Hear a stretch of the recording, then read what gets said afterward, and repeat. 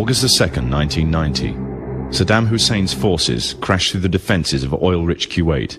In fear of an Iraqi invasion into Saudi Arabia, the United States and her coalition allies poured into the Arabian Peninsula to form a deterrent that would be known as Desert Shield. The result was a series of diplomatic talks, negotiations and counter-negotiations that rapidly declined into a no-hope situation. On August the 17th, 1991, Desert Shield became Desert Storm.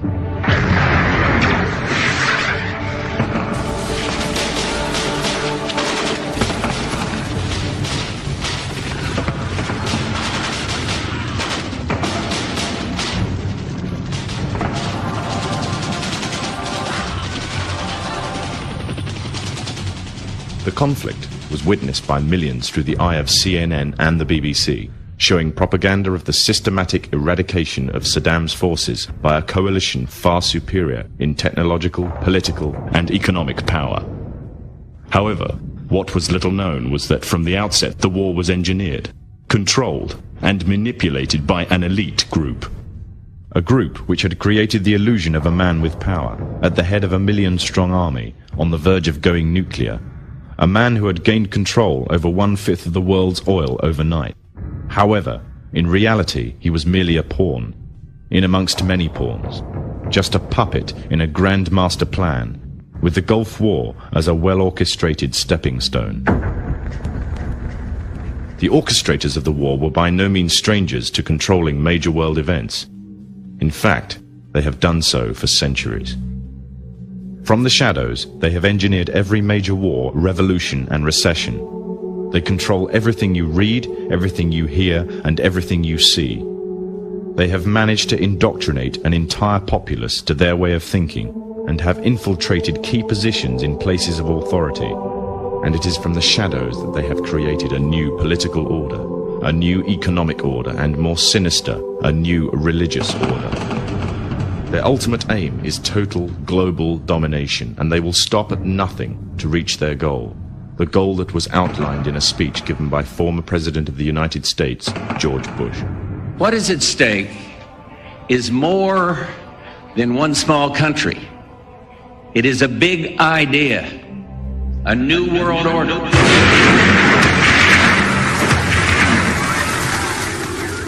However, the origins of this global plan were not created in the offices of the White House. In reality, their roots lay in another war. This time, the year is 1095, and the place, Clermont, France.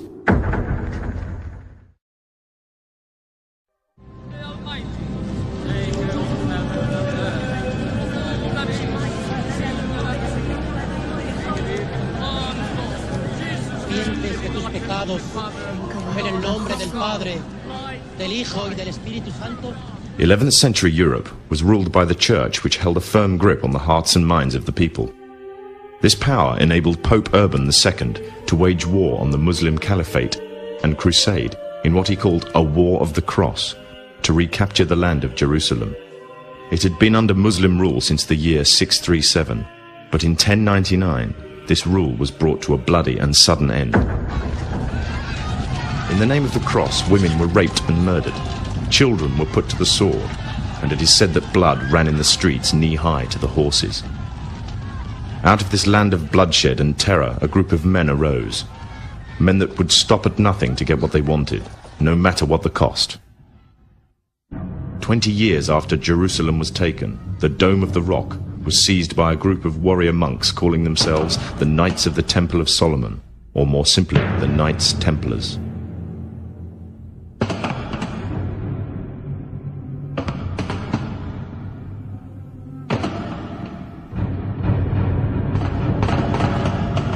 In Jerusalem, the Templars began to deviate further and further away from the practices of Christianity. They learnt the secret arts of the Kabbalah, an ancient form of Jewish magic, along with its dark rites and rituals. The Jews had learnt the arts from the pagans of ancient Egypt during the times of enslavement to the Pharaoh, and developed them into Babylon at the time of Nebuchadnezzar. In 1307, King Philippe of France arrested them for charges of denial of Christ, worship as well as magic. In 1314, Pope Clement V declared all Templars as heretics to Christianity, ordering all their properties to be seized. Their leader, Jacques de Morlaix, was captured and burnt to the stake. The Templars were cornered, and just when it seemed they were finished forever, a glimmer of hope arose from a seemingly certain end.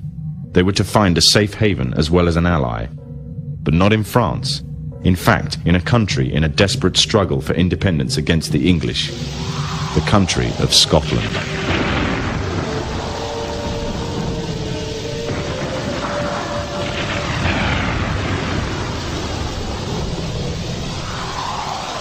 For some, Scotland's hope of independence had died with the death of William Wallace.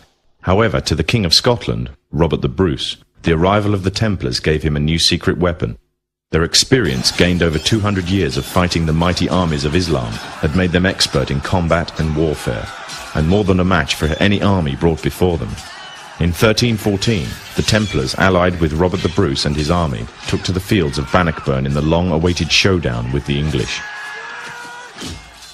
Robert the Bruce's foresight paid off. The 25,000-strong English army suffered a humiliating defeat at the hands of only 6,500 men. The dream of an independent Scotland had finally been achieved. The Templars had brought themselves back from the brink of destruction, and never again would they allow themselves to be destroyed. This time they would control the country by controlling its kings, and in order to preserve their secret order, the Templars would have to die, or more precisely the name would have to die. The Templars, who had escaped Europe, were finally laid to rest in Rosslyn Chapel, Scotland, which stands to this day as sign of their presence in Britain. Their descendants became the true power of Scotland. In 1603, the death of Queen Elizabeth I left England without an heir to the throne. By virtue of descent, King James V of Scotland became King of England. In doing so, Scotland and England joined to form a new kingdom, and the power that the Templars held over Scotland spread to give them a firm grip on the whole of Great Britain. For over 100 years, the Templars concealed their activities, fading into the background until they were little known and little remembered. However, they did not cease to keep a firm grip on Britain. All the time they were planning, regrouping, and infiltrating positions of power in all corners of the kingdom. In 1717, the Templars made their reappearance in Europe. They had grown in both number and strength, and were now ready to coin a new identity, free from their reputation of the past, and given credibility by none other than the monarchy and aristocracy of England. And the name they chose for themselves was a name that would be known by many, but understood by a few. This new name, the Freemasons. The new identity and the grandeur of its members afforded the Masons with respect and dignity. The first royal member of the Freemasons was Frederick, Prince of Wales. The latest members include Prince Philip, the Duke of Edinburgh, and consort to the current Queen of England, Elizabeth II, who herself is a grand patron to the Masons. However, behind closed doors, the Freemasons were free to indulge in the secret rites and rituals handed down to them by their ancestors, and these became the basis of their levels of membership, called degrees. The Freemasons were not content with power in Britain alone. Their ambitions were far greater. In the years to come, the world would witness Europe and America being plagued by wars and revolutions, each more devastating than the other. However, these would not be as commonly believed, the spontaneous effects of a downtrodden people, but in fact schemes created by the exclusive few, driven by hunger for absolute power. All this would take place from the very country from which they had fled centuries earlier, and would become the base for their global domination.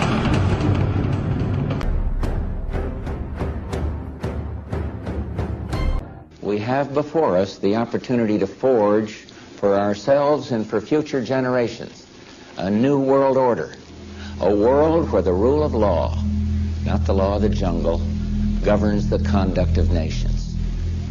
When we are successful, and we will be, we have a real chance at this new world order.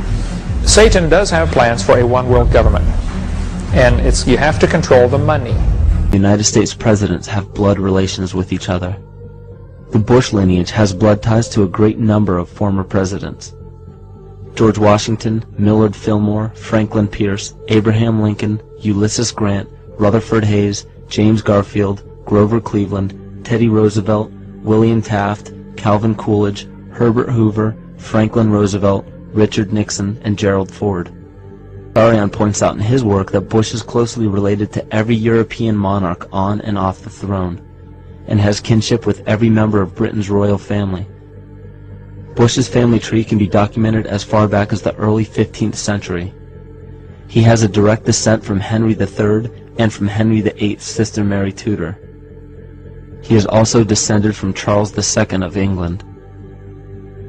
And we also find that George W. Bush is a direct descendant of Godfrey de Bouillon. Godfrey was the first king of Jerusalem after he recaptured it from the Saracens, which was the name for the Islamic faith during the Middle Ages. It is interesting to note that the current occupation of the United States in the Middle East was re-established by the same family, George Bush Sr. in 1991 and again by George Bush Jr. in 2003. George Bush Jr. is then found to be a cousin to both opposing candidates of his 2 terms in office, Al Gore and John Kerry. Democratic President Barack Obama also has blood ties with George W. Bush, as well as Gerald Ford, Lyndon Johnson, Harry Truman, James Madison, and the British Prime Minister Sir Winston Churchill. On the opposing side of the 2008 presidential ballot, John McCain is descended from Robert the Bruce, King William I of Scotland, and also Godfrey de Bouillon. In either of those first 2 books, though, who knew you and Dick Cheney cousins? You know, listen, I don't think I'm going to family reunion. I don't know how I'll be greeted. We all know his father, but what about his cousins? A heartbeat away from the presidency is actually a blood relation. He's President Bush's 9th cousin once removed. Cheney's cousin Barack Obama is also Bush's 11th cousin. President Lincoln was President Bush's 7th cousin 5 times removed. And Bush shared more than just a ballot with John Kerry. That's right, they're 9th cousins twice removed. Trace the family tree far enough, and you get Madonna, Celine Dion. I opposed this war in 2002. But do you know their relatives? Obama is distantly related to 6 presidents: George W. and George H.W. Bush, Gerald Ford, Lyndon Johnson, Harry S. Truman, and James Madison. Obama's family tree also includes Sir Winston Churchill and Civil War General Robert E. Lee. Thank you all. Thank you. She's also related to beatnik author Jack Kerouac and the wife of Prince Charles of England. John McCain's ancestry was more difficult to trace, but it's known he's the 6th cousin of First Lady Laura Bush.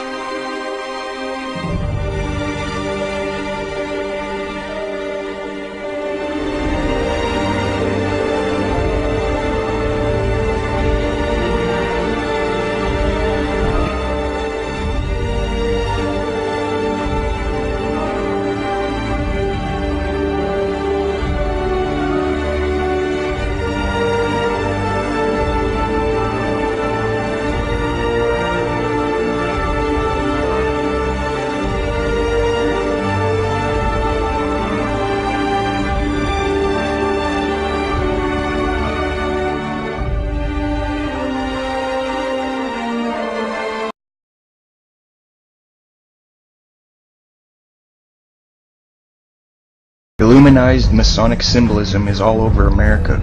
On the back of the dollar bill on the left-hand side above the pyramid it says Annuit Coeptus, which means our enterprise is now a success, or a crowned success.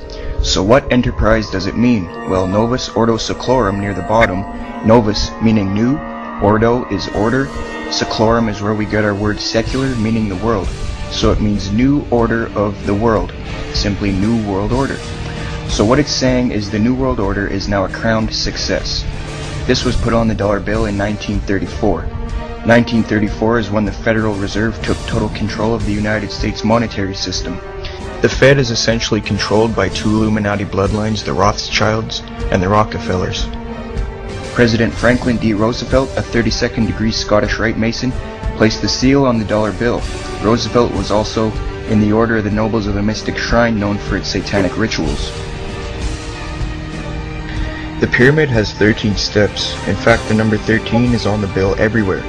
13 leaves on the olive branch, 13 berries, 13 stripes on the shield, 13 arrows, 13 stars, 13 letters on E pluribus unum, and 13 letters in Annuit Coeptus.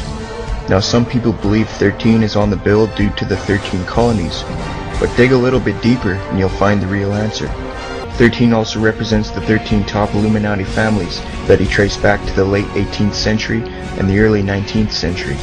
He is credible, and that's why he was framed by the government and thrown in a cage. 1776 is in Roman numerals near the bottom. Some think it's because of the founding of the country. Another case of subliminal, indirect, reverse psychological propaganda. 1776 is when the Illuminati was formed. The New World Order. Another striking fact is that the eagle has 32 feathers on the right wing, the number of ordinary degrees of the Scottish Rite. There's 33 feathers on the left wing, representing the 33rd degree. The tail has 9 feathers, which represents the 9th degree of the York Rite. The eagle itself is a prominent icon in Masonry, extensively used in the Scottish Rite.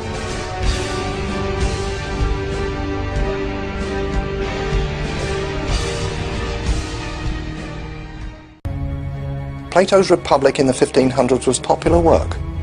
He said, if we could have a group of wise men who were well paid to rule over the people, then there would be no corruption. And so they had to go into a secret society. It's estimated close to 5 million men are involved in Freemasonry here in North America. It is based on the worship of the male regenerative power. They were highly skilled men, and they wanted to keep the secrets of their skills to themselves.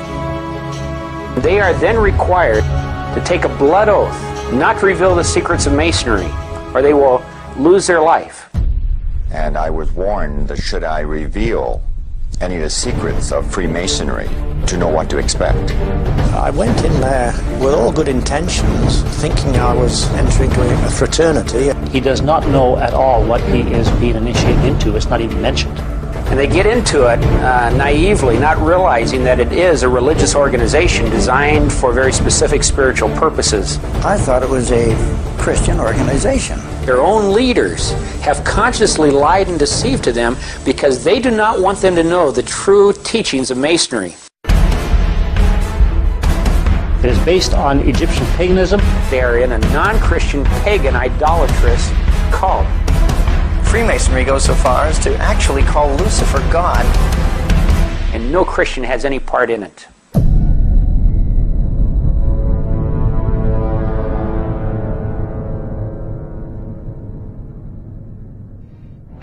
Now, the elite of the world, such as Bilderbergers, high-level Masons, CFR attendees, and Trilateral Commission attendees, all meet up with each other once a year at a place called the Bohemian Grove. The Grove is a 2,700-acre secluded area in the woods of Monterey, California. The fact is, there is irrefutable evidence that satanic ritual goes on inside the Bohemian Grove. Here is a photo of Masonic coffin ritual being performed in front of a shrine of the devil.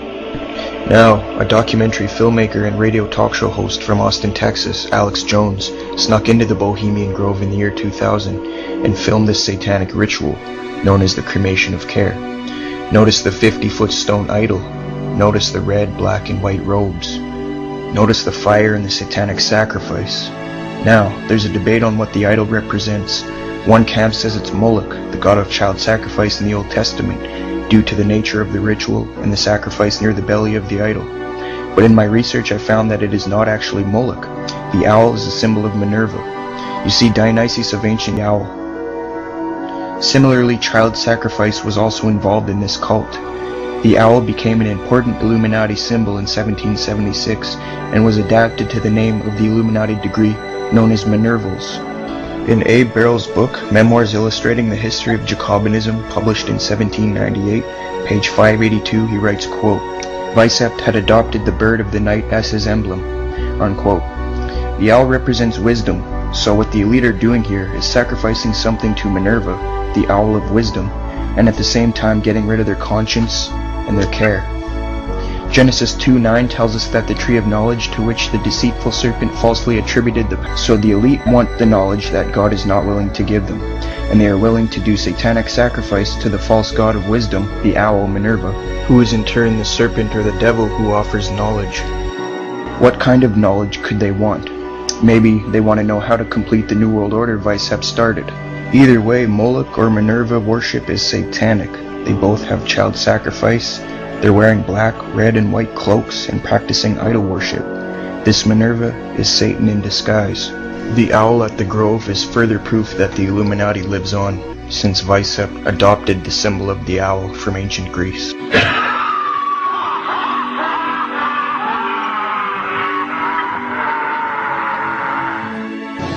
Listen, I am a happy member of the Bohemian Grove. I like the folks who come there, and it's really inappropriate for me to talk about the group beyond that. Thank you. Have you been there for the ceremony with the cremation of care? Frankly, I don't think that's something I need to talk to you about. This is what's called ambush journalism, and I disrespect you for that as well. So thank you and goodbye. It's none of your damn business. Many people who attend the Bohemian Grove are on the news every day, leading double lives. Some of these people include George W. Bush, George H.W. Bush. What do you want me to talk about? The Bohemian Club. As you say, the Bohemian Club? I've never been to the Bohemian Club, but you ought to go. It'd be good for you. Get some fresh air.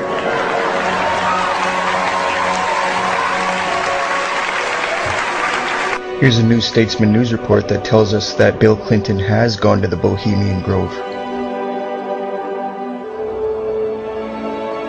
Bill Clinton is a lying piece of garbage.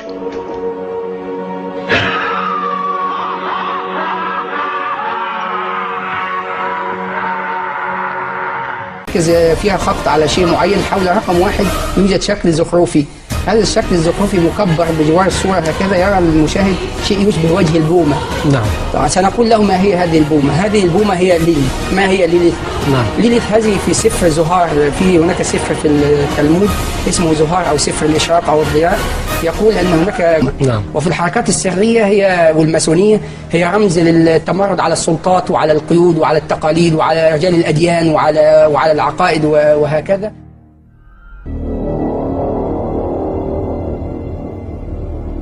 You were both in Skull and Bones, the secret society. It's so secret we can't talk about it. What does that mean for America? Also in the street plan of Washington, you find pentagrams. So here we have two pentagrams in the street plan of Washington. The top one points into the Capitol building, and the one at the bottom points into the White House. This is a political building, so we're told. In fact, it's a temple to a secret society, built by the Freemasons to a specific design, Congress, the Congress building. Where did it get its name from? Capitol Hill, from a sacred place of the Roman Brotherhood going way back called Capitoline Hill. And when Madeleine Albright, high priestess of this brotherhood, became Secretary of State, and she went across on her first overseas visit to Europe, she actually went to Rome and made an official visit, what for her would have been a pilgrimage to Capitoline Hill in Rome, and that's where we get Capitol Hill from. This is George Washington. In the last century, they decided they didn't have a decent statue of George, so instead of getting an American to produce one, they ordered it from Italy, from Florence. And when it arrived on the dockside, people were staggered, because here was George, the first president of the United States, depicted naked from the waist up with this cloth over his Bill Clinton's, and then pointing up one arm, pointing down the other. What's going on? Unless you realize where these people are coming from, it's inexplicable. Well, if you just hold that in your mind, arm up, arm down, naked from the waist up, and then Bill Clinton's covered in a piece of cloth, well, this is where it's coming from. This is the ancient depiction of the compilation of the negative force symbol that the Templars worshipped, or the high-level Templars worshipped anyway, called Baphomet. And this is why that they depicted George Washington in that way.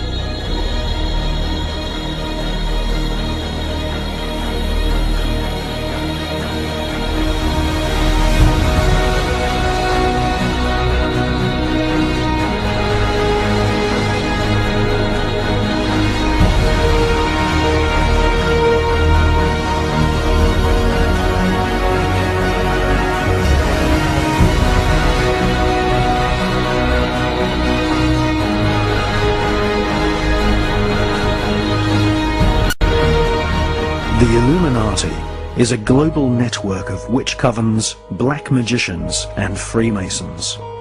They use a secret code of numbers and words to communicate the plan to one another. They hold rituals right in the heart of the British Parliament and Washington, D.C. The Illuminati have designed the United States as the headquarters for their barbarous plan to bring about the apocalyptic prophecies of the Antichrist. I don't have a lot to respond except for the fact that I am past master of my lodge and a Freemason, and I'm very proud of the fact. And I think it's interesting to listen to a debate that says that points toward Freemasonry as an occult when 36 of the 50 signers of the Declaration of Independence, all of the generals in Washington's army, and everyone who's participated in the Revolutionary War were basically Freemasons. And if you look at how the foundation of the country was put together, it's on Masonic principles. So I think it's certainly an interesting debate that's probably not appropriate in this public forum, but I would certainly encourage people that have a different viewpoint to study the Freemasonry organization a little closer.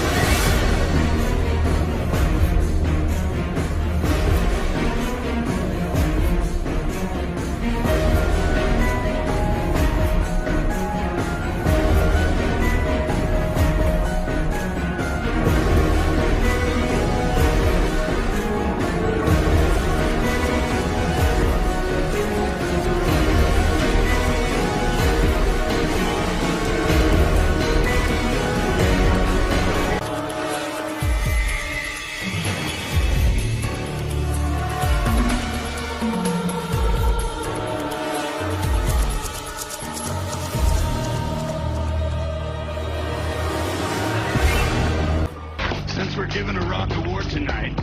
Who wants to pray to the devil with me? Who's in with me? Come on, hey. Let me see those horns. Let me see those horns. Metal, metal, metal, metal. All right.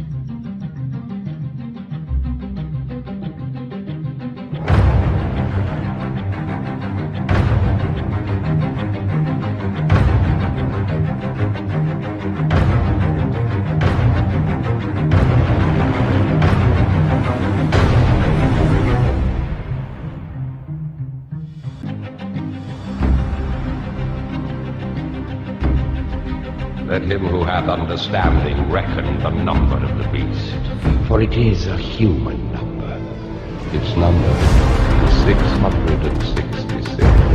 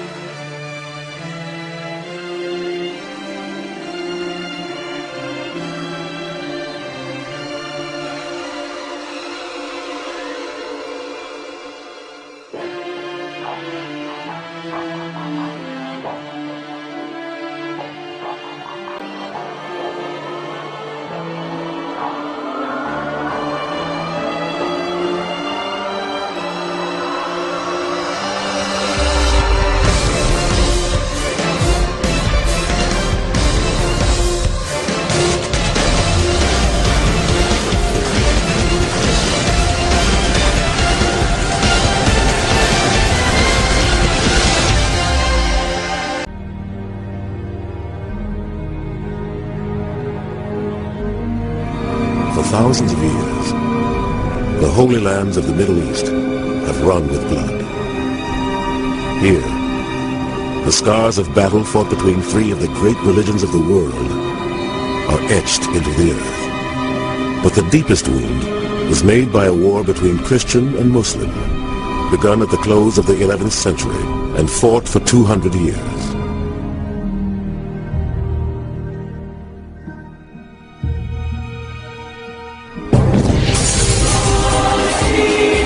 At stake, a tiny strip of land just a few hundred miles long, but with the greatest prize, Jerusalem.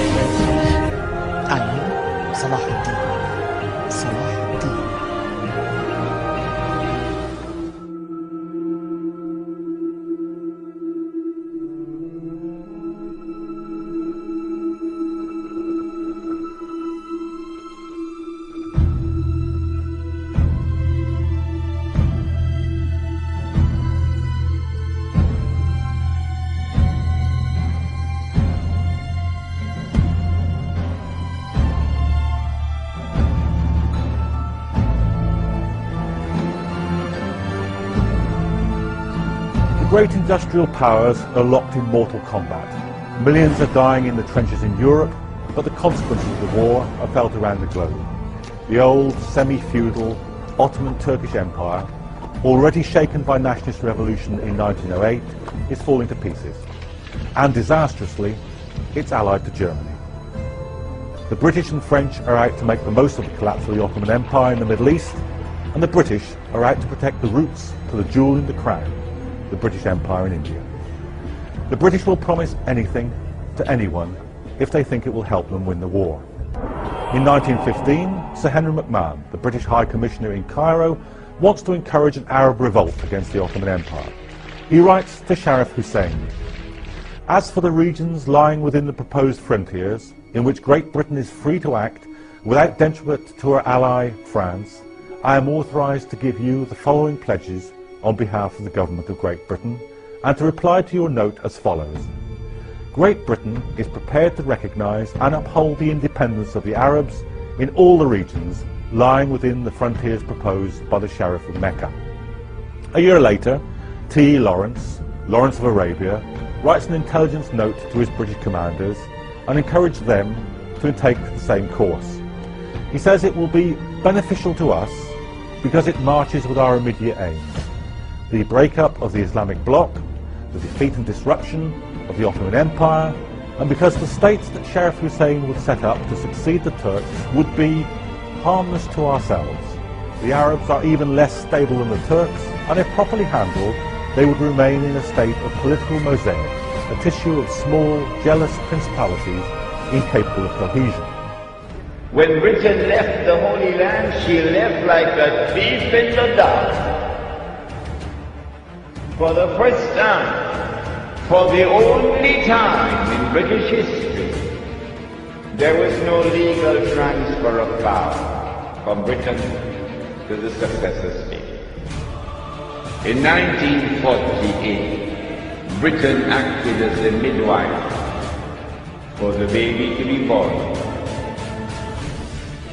The European Jewish state of Israel, and to cause that state of Israel to become the ruling state in the world. Which island is it? An amazing thing has happened. The British government did something which was incredibly strange and mysterious. A Britain which is now the prince of the secular world. The secular world takes religion out of politics. And Britain is the prince of the secular world. Britain issues a declaration known as the Balfour Declaration in November 1917 that it is the intention of His Majesty's government to work for the establishment of a Jewish national home in the Holy Land. Did you hear that? The only thing stranger than that ever occurred in history was the day that the cow jumped over the moon. Why would a secular state, which leads the world of secular states, declare its intention to work for the establishment of a Jewish national home, meaning a Jewish state, in the Holy Land? 2 months later, this was October 1917, in December 1917, it is the British Army, led by General Allenby, which defeats the Ottoman Islamic Army and liberates the Holy Land.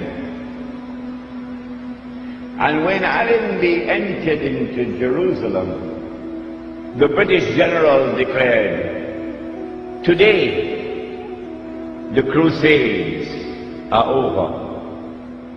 Oh, but the Crusades were supposed to have been Christian wars. And you are now a secular state. You're not a Christian state, you're a secular state. How come a secular Britain is continuing a crusade started by the Pope 1,000 years before? That's strange. That is incredibly strange. Between 1918 and 1948, it is the island of Britain which ruled over the Holy Land on a mandate conferred by the League of Nations.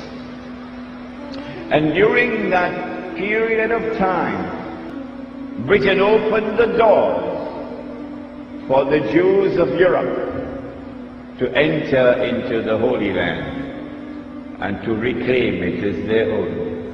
But now, the United States takes over from Britain as the new ruling state in the world.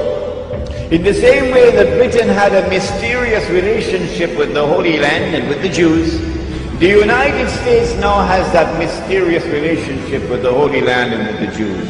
The first country in the world to recognize the state of Israel is the United States of America. It's not by accident. We are located at that moment in time when a day which is like a month is about to...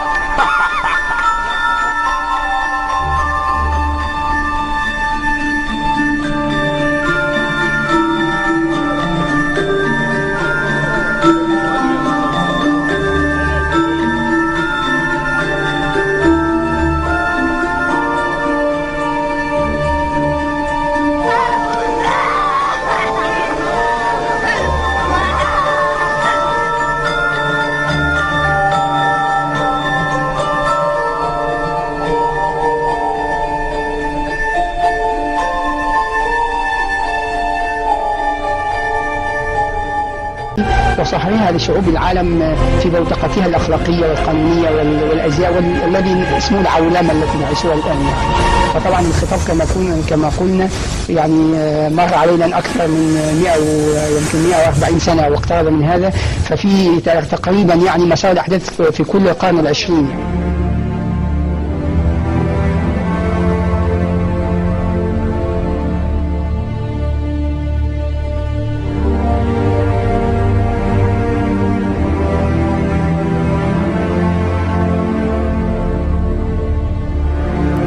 The resolution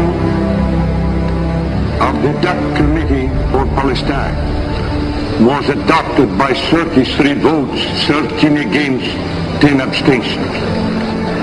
Not later than May 16th next, a provisional Jewish government will commence to function in cooperation with the representatives of the United Nations then in Palestine. When they colonize a part of the world. They do not leave, they do not decolonize until and unless they have put in place institutions which will ensure that that society will continue to be ruled by them, and in the process they seek to transform the rest of mankind into carbon copies of themselves. This never happened before in history. Understand what's happening here, then I've got peanuts in my head. When will I wake up? Muhammad said that a time would come when the whole world would gather around to plan the destruction of the Muslims, as if they were gathered around a table to take part in a meal. Today the nations of the world are doing just that, around the circular tables of the United Nations General Assembly Hall. That when we're dealing with the subject of the Antichrist, there is a lot of symbolism involved in it, religious symbolism, which needs to be interpreted.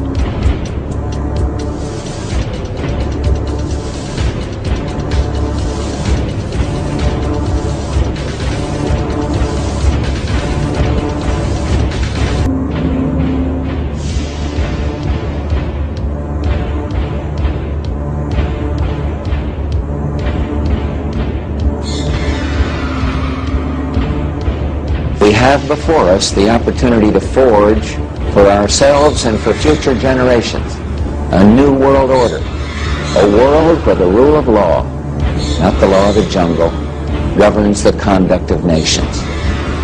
When we are successful, and we will be, we have a real chance at this new world order, an order in which a credible United Nations can use its peacekeeping role to fulfill the promise and vision of the UN's founders.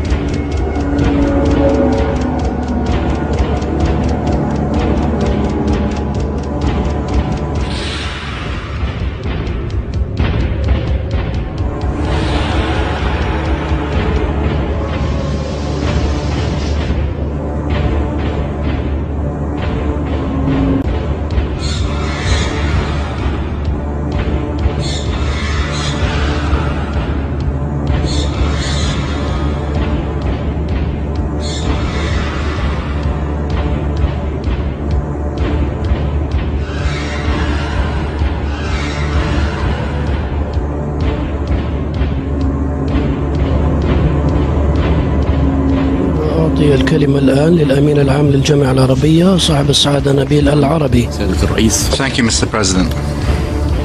اسمحوا لي أن أتقدم بالشكر. Allow me, sir. ولأعضاء المجلس على دعوتي للمشاركة في هذا الاجتماع الهام.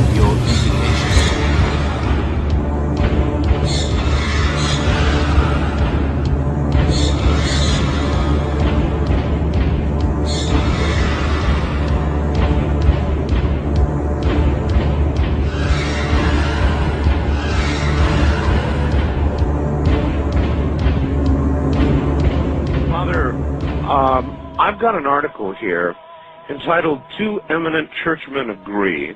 Yes. That there actually is, this is a shocker to a lot of people. Yes. That there are satanic practices going on at the Vatican. Could that be true? Yes. You want to say that? If I was a lawyer and you were on the witness chair, I'd say, would you say it? It's out loud, yes. Yeah. Yes, it is. Now, when we say in the Vatican, it's at a certain level. And there's no doubt about it that there have been and still are practices that are formally venerating Lucifer, the prince of this world. There's no doubt about that. The people who are hanging out at the United Nations are just simply, in a nutshell, one word, they're Luciferian. And I'm just sorry to report that, but that's just what it is. And so all of the people today who are promoting the United Nations and the concept of world government, whether they know it or whether they don't, whether they're doing it for money or whether they're doing it for power or for whatever reason they're doing it, they are promoting the philosophy and the religion of the Antichrist. In 1986, Pope John Paul II gathered in Assisi, Italy, the leaders of the world's major religions to pray for peace. There were snake worshippers, fire worshippers, spiritists, animists, Buddhists, Muslims, Hindus, North American witch doctors. I watched in astonishment as they walked to the microphone to pray. The Pope said they were all praying to the same God, and that their prayers were creating a spiritual energy that was bringing about a new climate for peace. Robert McGinnis with the Family Research Council says it appears the hidden agenda is to unite people under one religious organization so they will peacefully accept UN goals such as population control, abortion rights, and one world government. A new world order.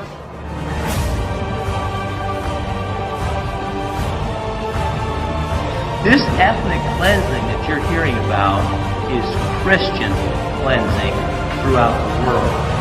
And as the Antichrist becomes more powerful, you're just simply going to see more and more and more of it. Now here, we have a picture of John Paul II hand in hand with the communist 33rd degree Mason, Nelson Mandela. Most all the blacks think that Nelson Mandela is the great black hope to South Africa. Here he is shaking hands with the communist Mikhail Gorbachev, who's also a Mason. We are in the middle of spiritual warfare.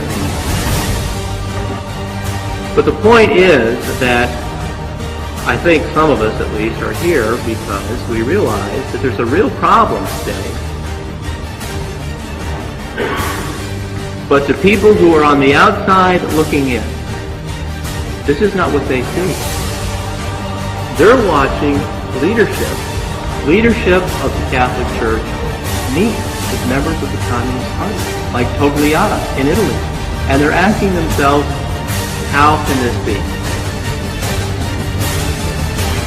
I think we're in the last days. How we got here is anybody's guess, I suppose.